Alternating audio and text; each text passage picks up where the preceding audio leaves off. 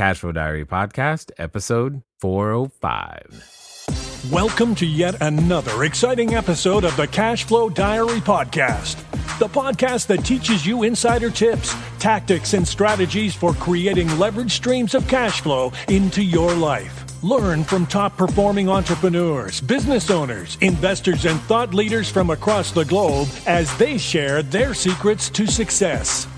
Like what you learn on this and other Cashflow Diary podcast episodes? Go to learninvestingnow.com and sign up to receive powerful tips and information that will help you succeed as an entrepreneur and investor.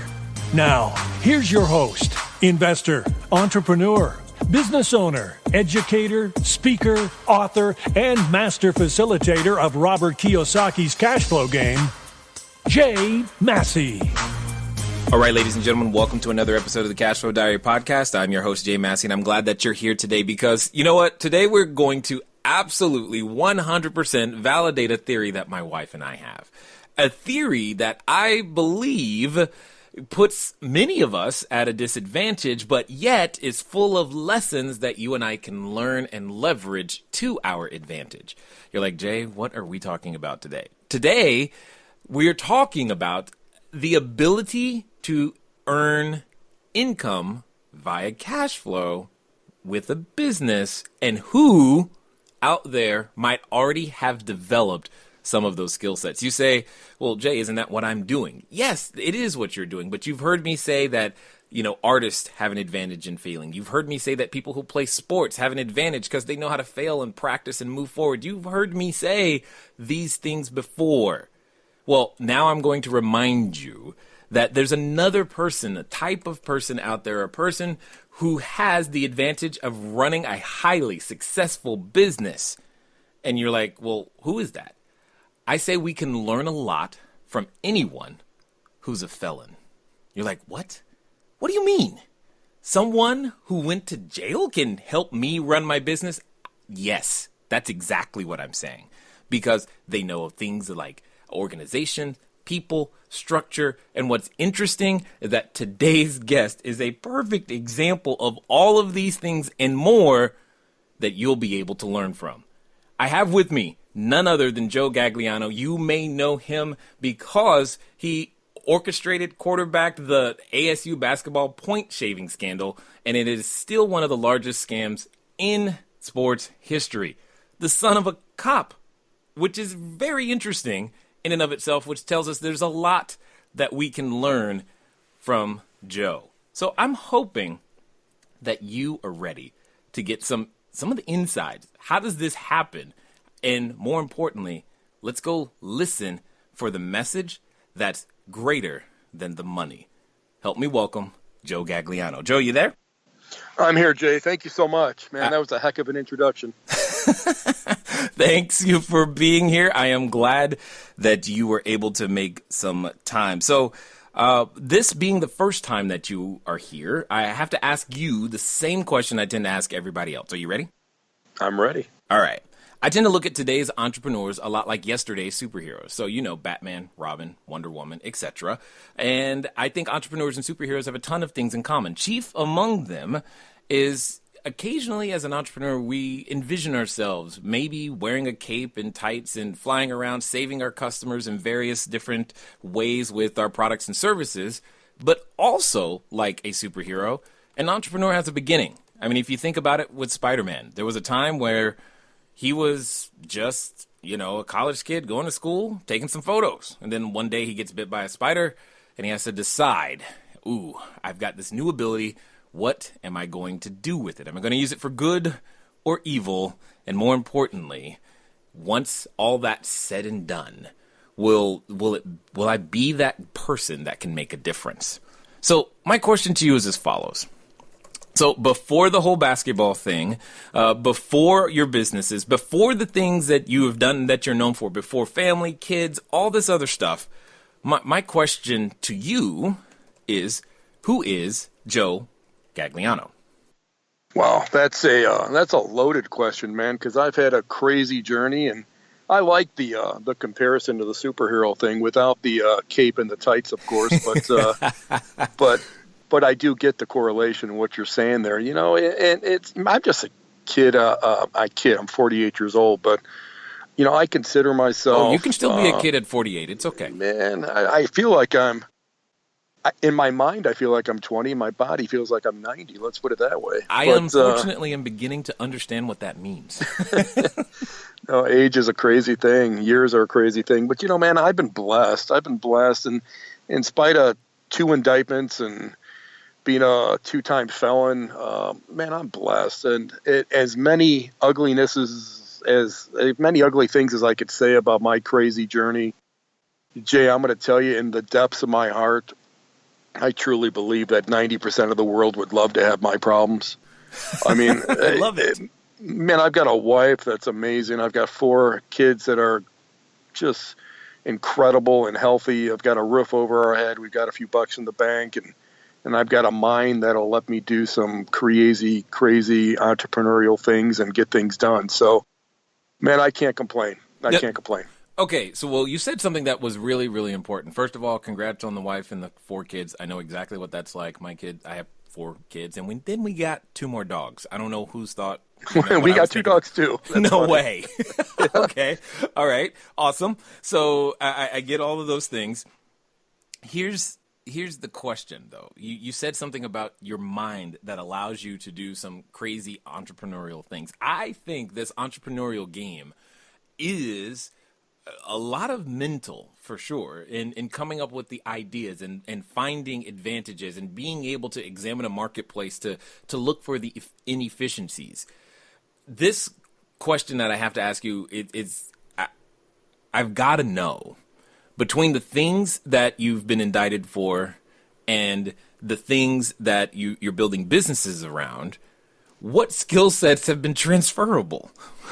Because they got to be there. Jay, I think I can answer it like this: is I've been fortunate enough to have the ability to be a creative thinker, a visionary, and wrongly use those talents early on. When I was at the Chicago Board of Trade, I was on the trading floor for many years, and when you're on the Chicago Board of Trade or when you're on any trading floor, you pretty much have 2 vices in the world. You either have a vice of drugs or you have a vice of gambling. Me, I've never used a drug in my life, but never even smoked a cigarette. But, when I was trading and on the floor, I certainly learned how to gamble. So we're all products of our environment, and that's the environment that I was raised with. As you mentioned earlier, my father was a police officer for 18 years in Chicago, came from a great family. We were instilled right from wrong and values. And but at a young, impressionable age, 21, 22, 23 years old, after I left college, I'm down there at the Board of Trade in Chicago on the trading floor. And the people down there that obtained success and that people that are successful traders, I learned, naturally at an impressionable age, you look up to those people. And I looked up to them and soon came to realize that, hey, they weren't really walking the fine line. They were living in the gray areas and everything that they're doing. To be a ethical, honest, successful trader, I mean, in my mind, Jay, is an oxymoron. So I was a product of that environment, that learned early on that success is probably teetering with gray areas. So take that even further with my mindset and my ability to be creative and to be a visionary, because I think I can out-conceptualize just about anyone you put me in a room with. I think I could out-visualize anyone that put me in a room with.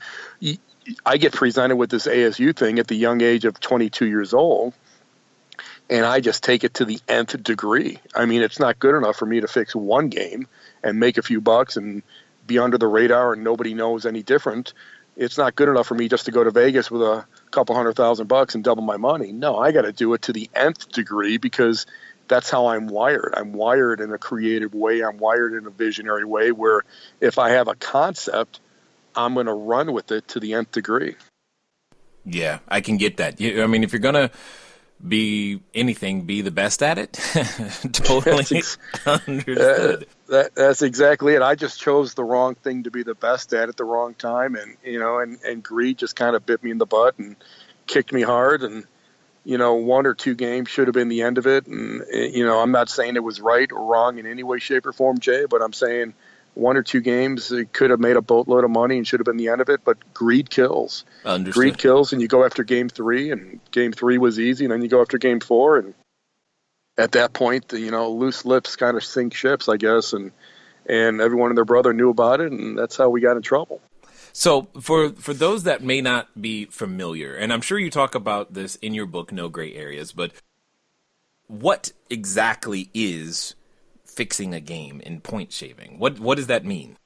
Well, in pretty much any sporting event, there's a betting line, Jay, and the betting line is meant for bookmakers and sports books to be able to get action from the public on each side of the team. So let's say the Bears are playing the Packers, for example, and the Bears are a 6-point favorite, that 6-point number is meant to balance out action for both sides. So half the people would like to bet the Bears, and the other half the people would like to bet the Packers, ideally. And that's how bookmakers make money. Bookmakers make money by charging for an opinion. They charge 10% for an opinion. That's how Vegas makes money. Everyone has an opinion, and Vegas just capitalizes on it. So it's the same thing when you're looking at point shaving. So in my particular instance, the first game was Arizona State versus Oregon State.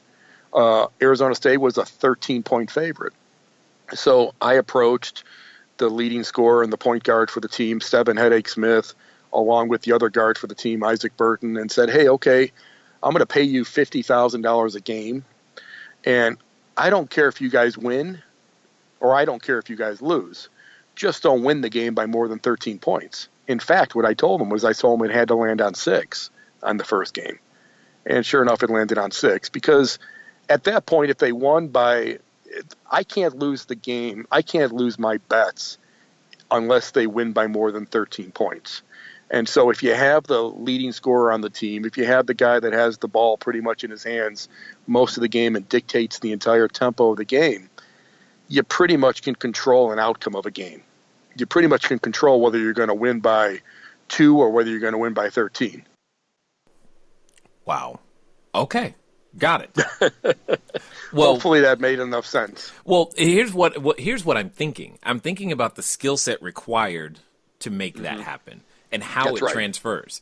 Because that's the lesson for us as entrepreneurs is, while yes, this skill set is being used in a fashion that we don't want to do, the question is let's look at the skill sets that you did use and how we as entrepreneurs can figure out, well, maybe that's a skill set that I need. So what would you say would be some of those skill sets that it takes to be able to do and to actually execute, we'll call it, this strategy?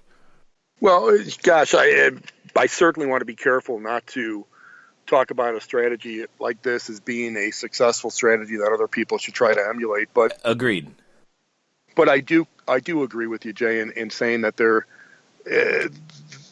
is certainly a skill set involved, and the way I bet games 1, 2, and 3, using because there's a fine way where a betting line moves.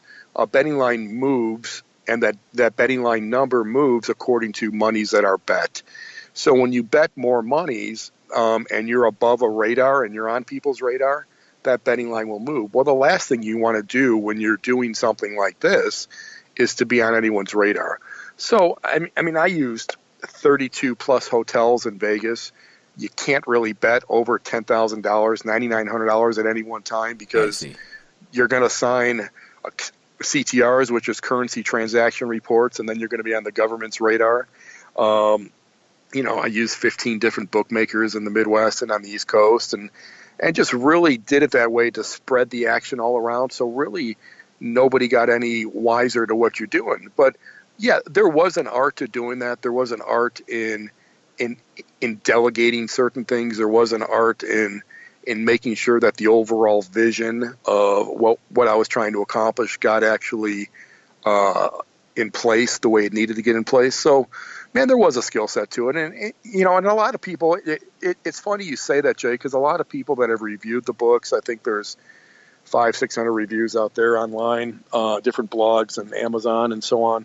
A lot of people say that, give me credit for for being a successful businessman and to being able to compartmentalize certain things and drive certain things home. But I mean, I just don't think of it that way. I never have. Totally understood. How do you think of it? Boy, I think of it as just something that I'm just able to do. Whereas when I applied my talents to the proper channels, I've obtained great success. It's here I am 23, 24 years later, I can kick myself in the gut so many flipping times about this ASU choice, because it was really the first time in my life that I ever compromised my integrity, that I knew it wasn't exactly right, but yet I compromised my integrity because of the environment that I was in. I didn't think it was all that wrong. Where now later on in my life, here I'm 48 years old, Jay, and I look at it like, that's BS, Joe. There is no shade of gray that's acceptable. Things in life are either right or wrong or black or white. So that was really how I crafted the book and the message behind what I put in the book. There's 24 chapters in the book, and 8 of it talk about the never before learned details of the ASU thing and the money and how the bets were made. And people always have been fascinated with that because so many people have asked me to sell the rights or tell them the story or do movie deals or book deals. And I've never agreed to any of that stuff in the past. But I wanted to write this book so it has a lesson behind it, a lesson about life choices and a lesson about consequences of those life choices. And you know what? I want to talk about those life choices in a second, or the concept of life choices in just a moment. However, I want to highlight something. You said 22 hotels, 15 bookmakers, lots of delegation. I'm assuming there was, quote unquote, people on your team who helped execute this vision. There's no way you did all of that communication on your own. Well, in Vegas with me, Jay, I did have a few people. I mean, there was no way to physically hit all those hotels from when they post the betting line number up there to when the game actually tipped off. So I did have a couple people out there with me that I gave duffel bags full of money to, and they went to different hotels and gave me back the tickets. But everything with the bookmakers and with the players themselves, I mean, that was me. I quarterbacked all that stuff. Yeah, and I get that. But what I'm saying, what the point that I'm hitting at is that oftentimes as an entrepreneur, we have to lead an organization and get people to do things when they say they're going to do them. And in your case, there's only a small window of time to actually execute, and there's no time there's no room, there's very little margin for error in order to make things happen. Yet, as an entrepreneur, oftentimes we can go, well, I just need one supplier who can get me through to get my product to market. Or I just need one, in today's world, I just need one web server. Yeah, I don't need a backup. But I'm guessing, 22 different hotels says there's a backup. There's a backup for the backup. Well, there's certainly a plan. There's certainly a plan to execute. And just like, hey, you could be a lucky entrepreneur that's going to kind of step on the proverbial horseshoe and just get lucky with what they're doing. Or you could be an entrepreneur that's going to have a skill set that's going to require some planning and some vision and how to execute that plan. Me, I'm a quasi mixture of both. I believe in a lot of impulse. I believe in a lot of instinct, and I could adjust pretty quickly on the fly when things don't necessarily go my way. But I'm also one that puts a plan in place. Yeah, and that's what I was listening to, and that's what I heard, and yet your plan seems to be way more detailed in a lot of ways than what other plans that many entrepreneurs might have today. But you mentioned something about life choices, and that's something that I really wanted to key in on. Life choices in the sense that there are many of us right now who are listening to you and I. We have a choice. We have a choice of how to direct our time, money, energy, efforts, resources that we have been gifted and given, yet many of us aren't actually making the choice, and we would be living by what I call default. So I guess my question to you is, when all this was going down, let's compare, the Joe of yesteryear versus the Joe of today.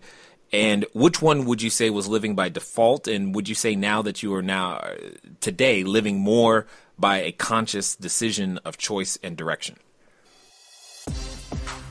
All right, everybody. Thanks for listening, and I'm glad that you are enjoying what you are hearing thus far. But here's one of the things that's really important.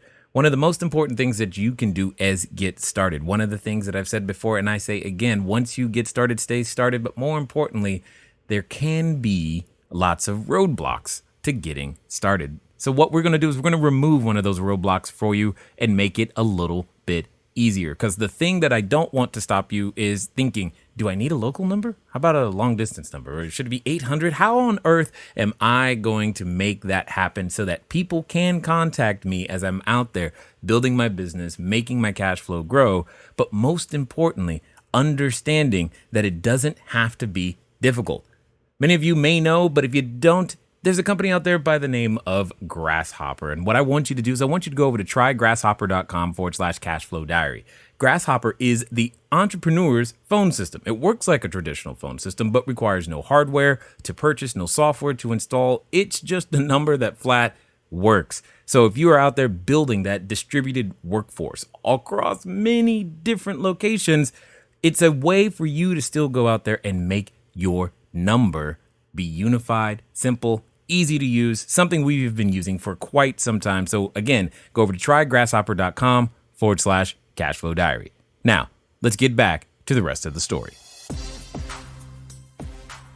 Oh, yeah, definitely by conscious choice and decision direction. And I don't know if it's through the crazy journey that I've had, Jay, or if it's just through various life lessons that maturity kind of teaches you. But I'll tell you what, I mean, one thing that I regret, I regret that I wasn't a better steward of the blessings that I got, of the blessings that I had.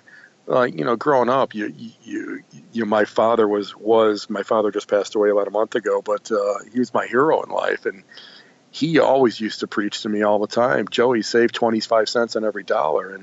And I used to shrug it off like, hey, God, what does this old man actually know? And shrug it off like, I'm never going to stop making money. What's he talking about? I could do this 8 days a week type of thing. But sure enough, the cyclical cycles like 2009, 10, 11 roll around and you get punched in the gut pretty hard and you're leveraged at the wrong time and you end up taking a butt whipping. And, those memories of when your father used to sit down with you when you had crazy digits in your bank account saying save some money, and instead of going to buy the boats, the planes, the horses, build the bigger houses and buy a couple new cars every year. And that's, I think that's the biggest thing where I look back in retrospect and wish I would have had more maturity and more discipline at a younger age, is that I wasn't a good steward for the blessings I had because I never thought it would end. Now, that euphoria that you're talking about never thinking that the business is going to never end, it's always going to be this way, I think that's very common for every entrepreneur. There's so many of them who probably are nodding their head right now as they're listening and driving down the highway going, yeah, I've had that feeling, especially those that were in the real estate market going, yeah, I remember what that was like, but that it did not. So today, the Joe of today, what lessons would you say exist when you're out there building a business today? What is it that you would be doing differently, knowing what you now know? Even if let's say business is going well, let's say it's going phenomenally well, better than you've ever thought. What decisions do you make differently? What actions do you take that are not the same? Well, I think the actions I take, now it's, we talked a little bit before the interview, Jay, and you asked me what I'm doing now, and I said, hey, man, I'm really just biding my time, sitting on my hands, trying to make the right decisions. Sure, I have a lot of instinct and a lot of impulse and a lot of desire to do various things because I am a serial junkie entrepreneur by nature. But I'll tell you what, it's just I believe in trusting people, but it's like I'm more trust but validate type of thing. More or less dot every flipping I and cross every T that's out there, and partnerships and relationships that I'm going to do business with. I mean, really just want to get a further level of comfort rather than just in the past it would be, hey, somebody's going to approach me. They know I may have a few bucks. They're going to approach me with an idea. I like the way they're smiling. I feel good about it. Let's rock with it. Let's go with it. And then it would turn out ugly 4, 5, 6 months later. Where I think now it's like I'll pump the brakes a little bit and kind of validate more and do a little more research in the situation and realize that there's only so many hours of the day. I mean, to balance family and to balance your kids and being a father and a husband with business is a monumental task. Yeah. So it's like there's only 24 hours in a day, Jay. I've noticed so that. if I'm going to enter and give my time to somebody, I want to make sure it's worthwhile. Just like me sitting here and devoting 45 minutes with you on an interview, I'm convinced and actually convicted in my heart that the message that this book puts out, the message that we're doing with the movie, the message that I'm doing when I speak with young, impressionable athletes is so flippin' strong. It's a roadmap for life. It's a roadmap in life when these kids are 15 to 21, 22 years old and they're impressionable and they could zig, but maybe they should zag. Or if they get 1 degree off center at an early age, by the time you're my age, man, you're way the heck off center. You're never going to get back there. So for me to give time to talk about the book, to talk to various people like yourself and do interviews and doing what I'm doing, I'm telling you from the depths of my heart, it's not to sell books. I can care less about selling books.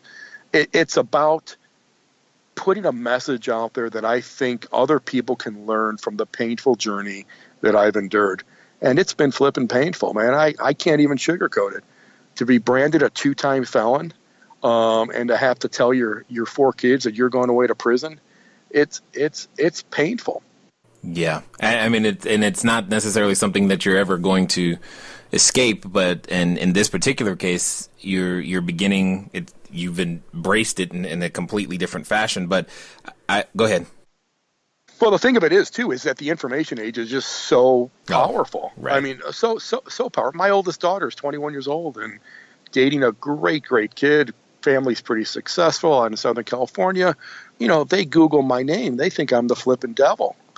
They think I'm the devil. So the information age is so powerful. That's where it gets into consequences of life's choices. You look at these young kids that are on social media, and what does it take for a 19, 20-year-old girl that's going to college and doing well with herself and has aspirations, but to post a mediocrely, scantily clad picture of herself? But then, as an impressionable 19, 18-year-old kid, she posts a picture of herself, but then 10 years later decides to run for public office. Right. And that picture's out there on the internet. Yep. So people don't think about the consequences of those seemingly innocent choices.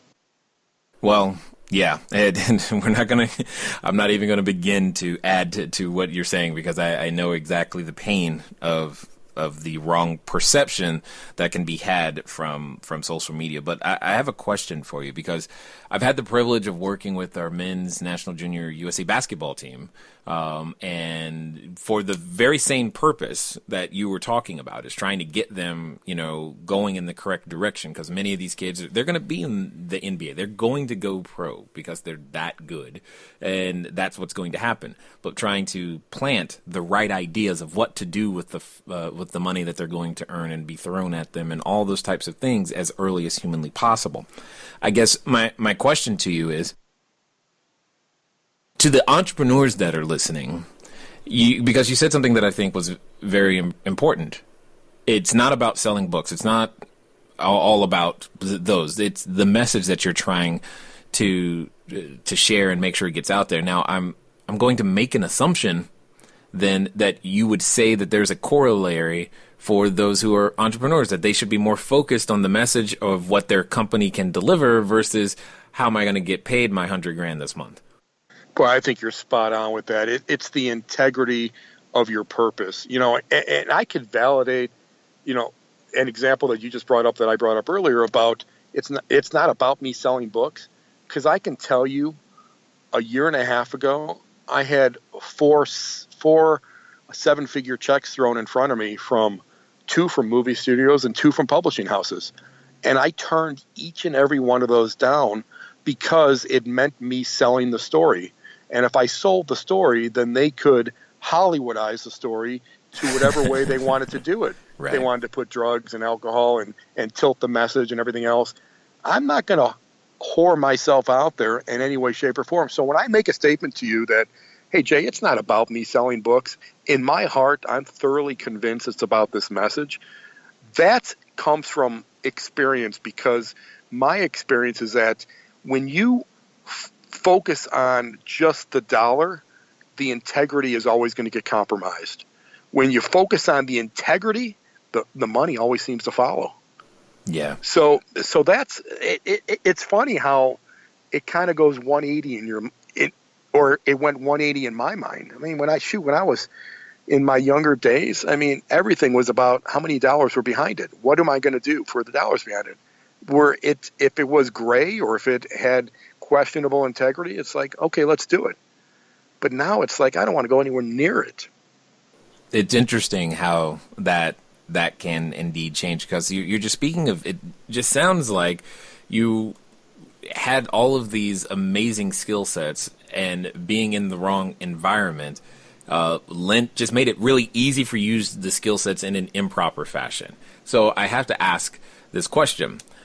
How important would you say something like a mentorship would be for other entrepreneurs who find themselves like, look, I feel hyper talented, but the environment that I'm in isn't necessarily lending itself for me to express what it is that's inside, so that I can actually be of value and service to, fellow man or the community or the marketplace at large? Well, the environment's very important, because as I said earlier, we're all a product of our environment. And I also believe in some type of mentoring as a vital part of growth. But I will say this, and I'll say it candidly, man, we are all flawed in some capacity.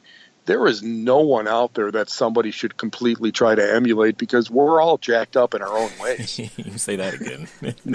So, I mean, you might have someone that's got tremendous business ethics, but they're a piss poor family man and a horrific, husband, right. or wife. Right. So it's very challenging to find someone that has balance and does the right thing all the way across the board. So I believe in mentorship, and I believe that there's a lot of guidance that people can give younger, impressionable people that are working their way up and trying to figure their way out through life. But just be selective and realize going into it that, hey, everyone's jacked up. Yeah, totally. But I think what you're saying lends itself to, the title of the book in and of itself, and when you go no gray areas, I'm kind of curious though to understand why you titled it that way. It feels like there's a message even just within that. Well, because there's several choices that I documented throughout the book, choices that I knew going into it that it probably would not end up great, but yet it provided instant gratification for me. So it's when I looked at those choices, and I tried to narrow it down to maybe a handful or so throughout the course of the book, and the book goes through chronological order of my life, and when I look at those choices, all of them had that similarity, Jay. All of them had that similarity where, hey, they felt warm and good, and there was instant gratification, but gosh, I knew in my mind that it was not going to really end up all that good. So, the No Gray Areas title kind of encapsulated that theory behind it. Got it. Now, this actually is awesome, because it lends itself to a topic of conversation that we're always talking about here at the Cashflow Diary, is that I don't fix and flip. I don't do the short-term transactions, etc. And because, well, I don't. I prefer to actually invest, but you are in a unique position for me to ask this particular question. When you bring up the idea of instant gratification, that's often how I perceive those that fix and flip, is that they want to go out there, spend a little bit of money, get a whole bunch back, and do it all over again and again and again, risking making bigger bets each and every time. My question to you is, with your knowledge of gambling, what would you say is the difference between actual investing and gambling? I think it's the mentality behind what your objectives are. If your objectives are be like you talk to a Warren Buffett and you talk about building wealth, it's his is a buy and hold pattern, and whether it's real estate, whether it's stock inside companies, or whether it's a widget, whatever it is, it's a buy and hold mentality to truly believe in the theory of compound interest behind it, and that you're going to build on true wealth if you're a buy and hold guy and you buy good companies, good products, good real estate at what you believe to be good prices. Or you got the trader mentality, where it has that quasi instant gratification appeal to it. And hey, I know a lot of guys that just do really well in trading. Mm-hmm. I know a lot of guys that do tremendously well gambling. And I believe if I wasn't married with kids and settled down in the life that I'm in, I believe I can destroy the gambling world. I believe I could make $1 million a year with my eyes closed just by picking certain spots and being disciplined. Because the biggest thing to build, whether it's building wealth on a long-term basis and a buy and hold thing, whether it's trading or whether it's gambling or whether it's any business that you're going to go into, Jay, yes, the biggest quality is discipline. If you don't have discipline and you're going to deviate from the disciplines that you set up from the get-go, you are going to fail. Got it. You are going to fail. And money management's the big thing. Got it. So it's all about disciplines in my book.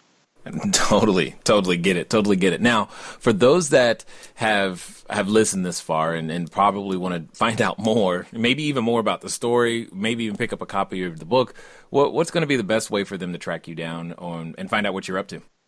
Well, nograyareas.com, and gray is spelled Grey. Nograyareas.com is the website we set up. It's got the intro to the books in there, a bunch of videos, social media videos. It's got the movie trailers inside of it. It's got a bunch of press clippings.